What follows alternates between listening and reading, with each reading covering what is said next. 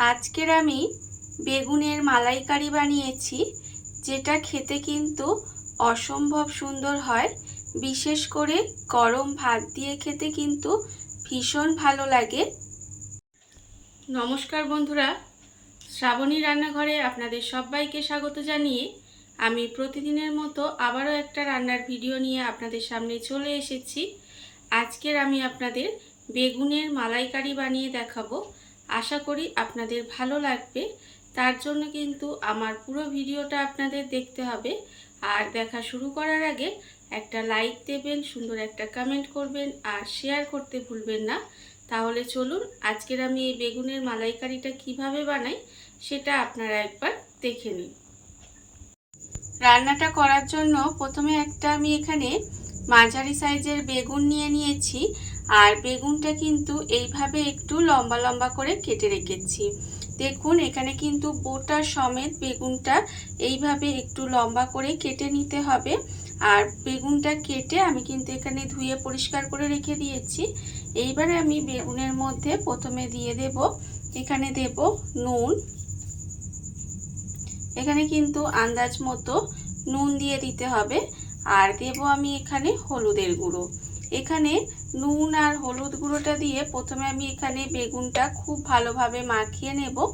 আর আমি এখানে অল্প পরিমাণে করছি, তাই এখানে সব কিছু কিন্তু অল্প অল্প ব্যবহার করছি।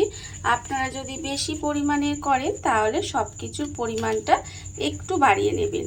এবারে দেখুন বেগুনের মধ্যে কিন্তু খুব ভালোভাবে নুন হলুদটা প্রথমে মাখিয়ে নিতে হবে। এইভাবে আমি নুন হলুদটা প্রথমে বেগুনের মধ্যে মাখিয়ে নেব। আর আমি প্রতিদিনের মতো আপনাদের একটা কথাই বলবো যে প্লিজ আমার ভিডিওটা আপনারা টেনে টেনে দেখবেন না, পুরো ভিডিওটা দেখুন। আশা করি আপনাদের ভালো লাগবে। দেখুন আমি কিন্তু প্রথমে এইভাবে বেগুনগুলোর মধ্যে ভালোভাবে নুন হলুদটা মাখিয়ে নেব। নুন হলুদটা এখানে মাখানো হয়ে গেছে। এবারে আমি এটাকে আলাদা করে সরিয়ে রেখে দেব। আর অন্যদিকে কিন্তু একটা মশলা রেডি করে নেব। তার জন্য নিয়েছি এখানে মিক্সির জারটা। মিক্সির জারের মধ্যে প্রথমে আমি এখানে দিয়ে দেব কাজু বাদাম। এখানে কিন্তু আমি 6টা কাজু বাদাম প্রথমে দিয়ে দিলাম। আর দেব আমি এখানে পোস্ত। এখানে কিন্তু 1 চামচ মতো পোস্ত দিয়ে দিলাম। দিয়ে এবারে কাজু আর পোস্তটাকে প্রথমে মিক্সির মধ্যে দিয়ে শুকনো গুঁড়ো করে নেব। তারপরে কিন্তু অল্প একটু জল দিয়ে এটা পেস্ট করে নিতে হবে। মশলাটা আমার এখানে রেডি হয়ে গেছে। মশলাটা কিন্তু আমি এখানে রেডি করে নিয়েছি। এবারে এই মশলাটাকে আমি একটা বাটির মধ্যে ঢেলে নেব। মশলাটা আমি এখানে একটা বাটির মধ্যে ঢেলে নিয়েছি। এবারে আমি এর মধ্যে আরেকটা মশলা রেডি করে নেব। তার জন্য নিয়েছি আবারও মিক্সির জারটা। এবারে এতে দিয়ে দেব দেখুন প্রথমে টমেটো। এখানে কিন্তু একটা মাঝারি সাইজের টমেটো আমি একটু কুচি কুচি করে রেখেছিলাম, সেই টমেটোটা আমি এখানে দিয়ে দিলাম। আর দেব আমি এখানে আদা। এখানে কিন্তু অল্প একটু আদা এখানে কুচি করে রেখেছি, সেটাও কিন্তু এখানে দিয়ে দিলাম। আর আমি এর মধ্যে দেব 2টো কাঁচা লঙ্কা।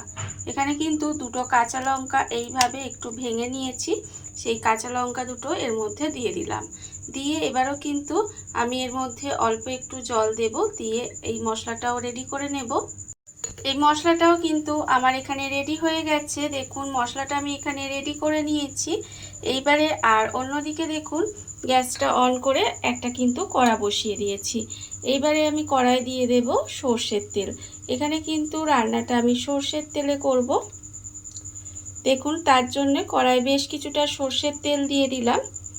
দিয়ে এবার তেলটাকে গরম হতে দেব। বেগুনের মালাইকারি করার জন্য কিন্তু আমি এখানে সর্ষের তেলই ব্যবহার করেছি।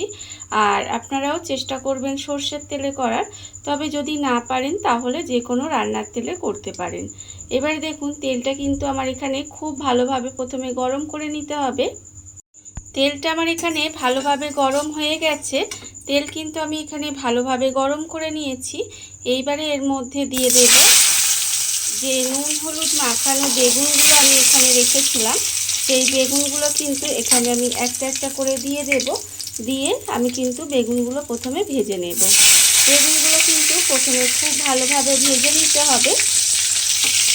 দেখুন আমি কিন্তু এখানে এইভাবে 2টো বেগুন প্রথমে দিয়ে দিলাম। দিয়ে বেগুনগুলোকে উল্টে পাল্টে একটু লাল লাল করে প্রথমে ভেজে নেব। বেগুনগুলো আমি এখানে উল্টে পাল্টে ভেজে নিয়েছি। আর বেগুনগুলো দেখুন এখানে কিন্তু ভাজা হয়ে গেছে। এইবারে আমি বেগুনগুলোকে আলাদা করে তুলে রেখে দেব।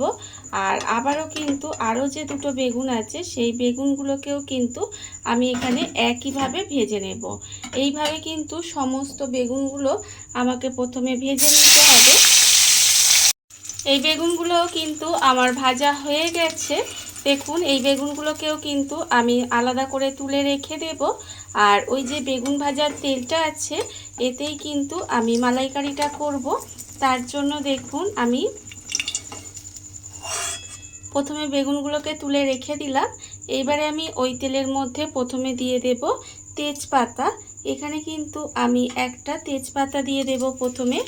আর দেব আমি এখানে দুটো ছোট এলাচ আর দুটো লবঙ্গ। আপনারা চাইলে কিন্তু এর মধ্যে অল্প একটু দারচিনিও দিতে পারেন। দিয়ে প্রথমে আমি এখানে মশলাটা একটু এইভাবে ভেজে নেব। দেখুন এইভাবে কিন্তু একটু সময় ভেজে নিতে হবে। এইবারে আমি এর মধ্যে দিয়ে দেব এখানে যে আমি আদা, কাঁচা লঙ্কা আর টমেটো পেস্ট করে রেখেছিলাম সেই মশলাটা কিন্তু প্রথমে আমি এখানে দিয়ে দিলাম। মশলাটা দিয়ে প্রথমে আমি এখানে ভালোভাবে একটু কষিয়ে নেব। এইভাবে কিন্তু তেলের মধ্যে মশলাটা দিয়ে ভালোভাবে একটু কষিয়ে নিতে হবে যাতে মশলার যে একটা কাঁচা গন্ধ থাকে সেটা চলে যায়। দেখুন এইভাবে কিন্তু আমি একটু সময় কষিয়ে নেব। আর এতক্ষণ পর্যন্ত যারা দেখছেন অথচ লাইক দিতে ভুলে গেছেন তাদেরকে বলছি অবশ্যই একটা লাইক দিয়ে দেবেন। দেখুন আমি কিন্তু একটু মশলাটা কষিয়ে নেব।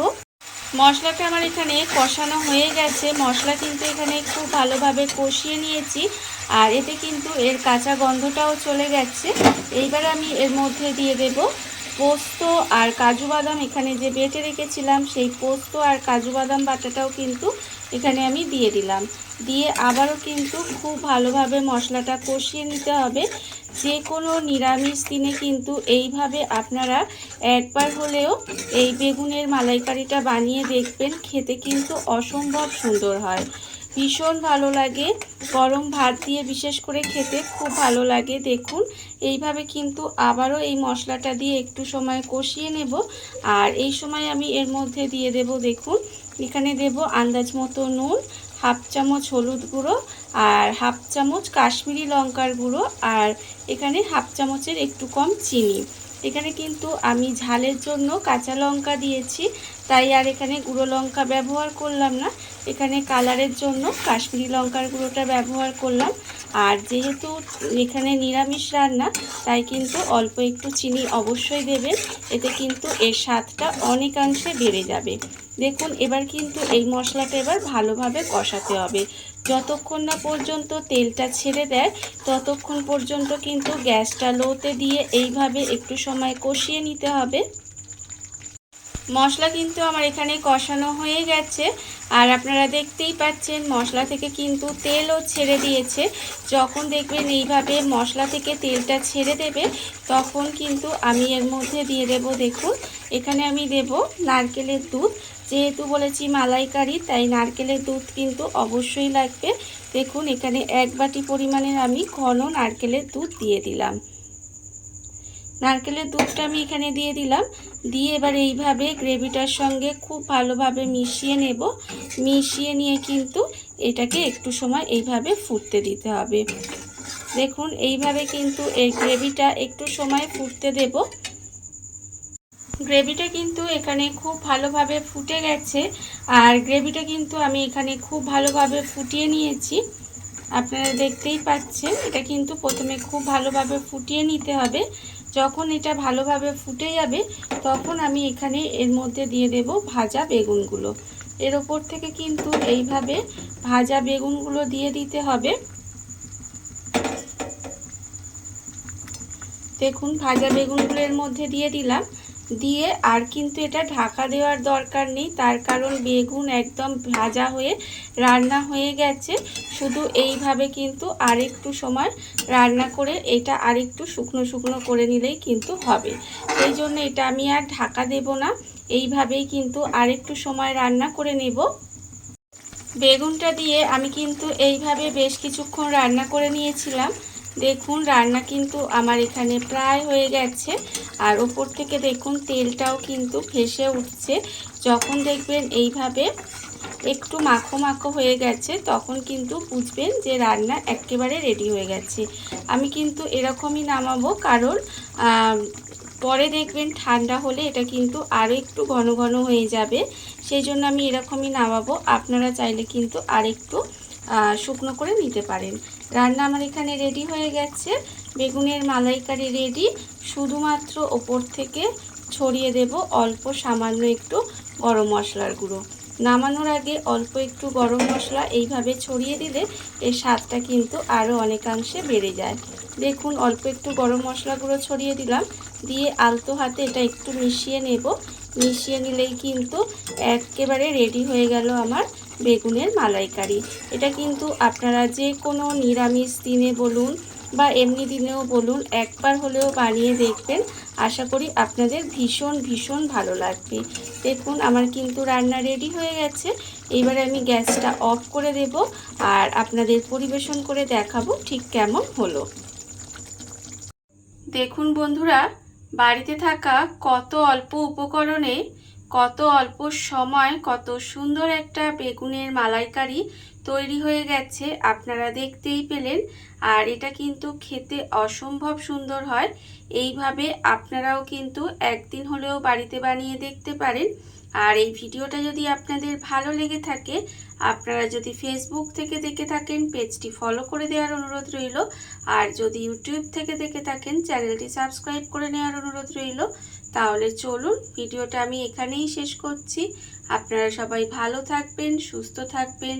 আবারও হাজির হব নতুন কোনো রান্না নিয়ে।